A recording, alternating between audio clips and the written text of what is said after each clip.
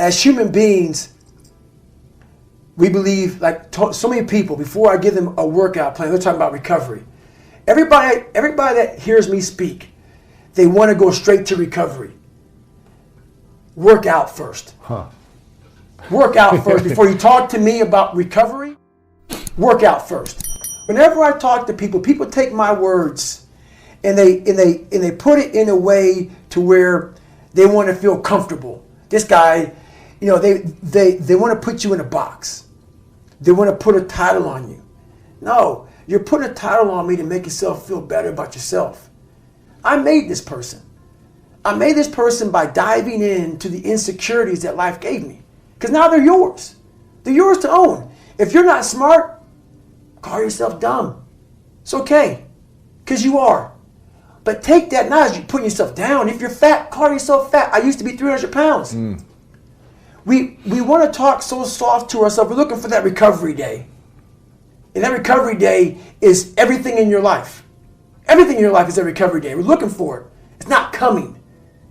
It's not coming. Get over that recovery day. And that's the mentality I took with me. And what happened through that process was all the frivolous things of life started to float away. I used to tell people lies so they would like me. Because I was so insecure. When you start to build yourself up and start to have the one thing that we don't have is confidence. Real, authentic confidence from hard work.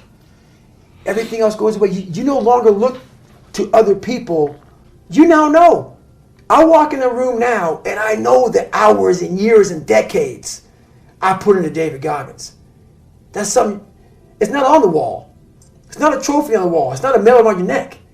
It is actually a feeling in your heart. And people go, why don't you ever smile? I don't have to.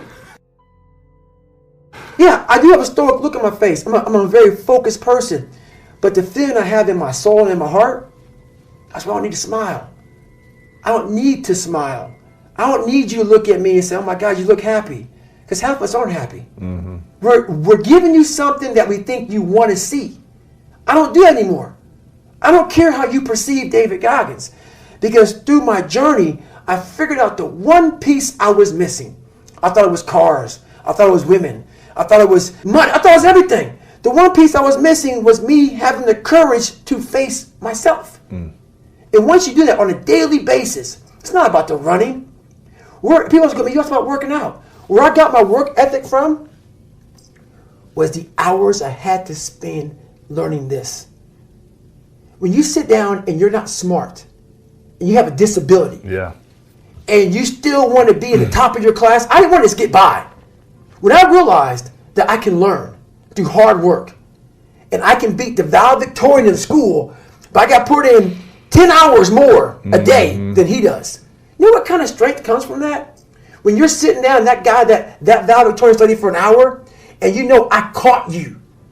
I caught you, and I am dumb. But I have the work ethic to catch you. That's where David Goggins got really invented. Was at a kitchen table with 20 spiral notebooks that were empty. And then 3 months, they were full. And when you can go through that, I still have them in my storage unit. You go through these spiral notebooks of your life, and you realize this is how I learned. This is unbelievable. There's no miles. It's not about the miles. It's that. Having a discipline every day to say, for me to learn this one math problem, it's going to take me 10 hours. Wow. And that's where and you realize through hard work, you can outwork anybody, no matter how badass they are. But that's the part people don't want to dive into. It starts with yourself, man. You got to start diving into those things that you are afraid of. You don't gain confidence by going to the spot that makes you feel good. It's going to be a false reality. And the second life gives you that challenge, all you want to do is go back to what made you confidence or what gave you confidence. Is that happy spot? No. What gives you confidence, what gave me confidence, was spending years at a kitchen table trying to learn how to read and write on my own. Realizing I can't learn the way you learn. I can't. But I can learn. What gives you confidence, not being afraid, is overcoming the fear I used to stutter severely bad. So right now, I don't know how many people are going to watch this. You know what gives me confidence? Is knowing I no longer care if I sit and start stuttering to you. Yeah. That's what gives me confidence, is facing these things, overcoming them. And maybe not overcoming them every day, but facing them and facing them and facing them. Pretty soon like this, you know what, man, this is where it's at. It's not in that comfort zone. It's in the discomfort zone is where my confidence is getting built. That's where it's getting built. But people want an easier answer. Yeah. There has to be an easier way. There's not. I'm sorry. I searched for it and I still felt empty.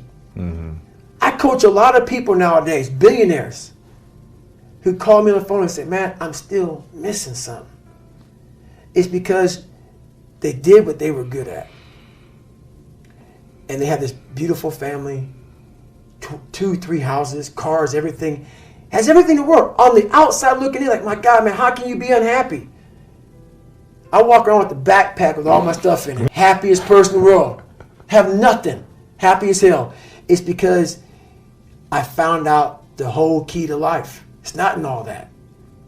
You have to face yourself. So many people live to be 100 years old and they die miserable, having everything, because they never examined. I call it my live autopsy. You never examine this. Happiness, peace, enlightenment, it's all up here, man.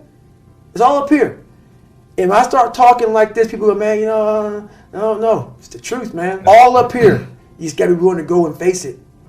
And that's the hard part. And when my mom left my dad, we went to nothing for a period of time before she got on her feet. Right. And that $7 a month place used to be, it was who I was. I was no one. I was in the sewer. My mom went there. I had nothing. And you always feel like you have nothing. I'd achieved so much. I was a Navy SEAL. I'd gone through Ranger School. I've gone through Delta Force selection training. I've done so much. I run 200 miles, pull-up records, everything. Learned to read and write, became pretty intelligent. And I still was like, man, what is wrong with me? It wasn't until I got real sick, and I talk about in the last chapter of that book, I got real sick, and I was about 38 years old. And my life got real quiet. I went from running 205 miles in 39 hours to I couldn't get out of bed. The doctors couldn't figure out what was wrong with me, but once again, it was the best thing that ever happened to me. In that moment when my whole life changed, I went from a guy who worked out every day, trained every day, to a guy who couldn't get out of bed. My life was taken from me. And that's when I realized I hadn't taken time to think about what I'd done in my life. I hadn't reflected. I'd done all these things, but there was no finish line. I still believe that, but you must have time to reflect. Yeah. I was just going. I finished a race of life, and I wouldn't even receive my medal. I'd go on. Most people sit around, and that's what they like. They need the ceremony if I accomplished something. I haven't done anything. Let's go. I'm just getting started. That's right. When I started figuring out life, that I was leaving so much in the tank. I call it my 40% rule. Yeah.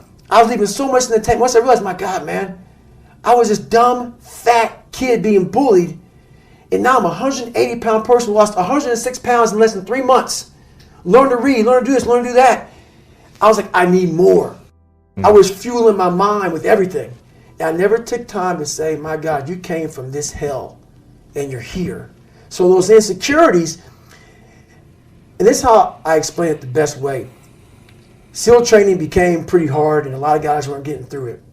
So they designed a SEAL prep program. They sent me there to train these kids. Wow. Yeah. Young kids. So when they get to Navy SEAL training, man, they were physical studs. They were running, swimming. I mean, they were hybrids. But they get the buds, and the same amount of people would quit. Why is that? This is why. We were training bigger, stronger, faster quitters. It's not about... Not the mind. That's right. I wasn't getting into the dungeon of these guys' minds. I wasn't building that so-called mental toughness. Mental toughness isn't something that you sample.